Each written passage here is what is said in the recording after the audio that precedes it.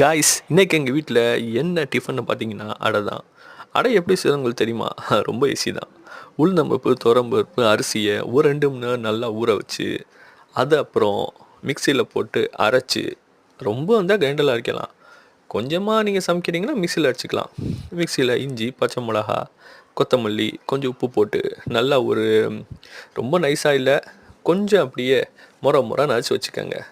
அதை அரைச்சி அதுக்கப்புறம் தோசைக்கல்லில் வச்சு தோசைக்கல் நல்லா ஹீட் ஆனதுக்கப்புறம் அதை அப்படியே தோசை பதத்தை அப்படியே போட்டு அதை சுற்றி அப்படியே நல்லெண்ணெய் போட்டு நல்லா அப்படியே ஒரு பொன்னிறமாக மடக்கி எடுத்தோம்னா அதுதான் அடை. இது உடம்புக்கு ரொம்ப நல்லது. இதை தொட்டுக்க இன்றைக்கி நாங்கள் என்ன பண்ணோன்னு பார்த்தீங்கன்னா, தேங்காய், புதினா, பொட்டுக்கடலை எல்லாம் சேர்ந்து ஒரு பச்சை கலரில் ஒரு செம்மையான சட்னி, அதுக்கப்புறம் இட்லி பொடி, அதில் கொஞ்சம் அப்படியே நல்லெண்ணெய் ஊற்றி சாப்பிட்டோம். பாய்.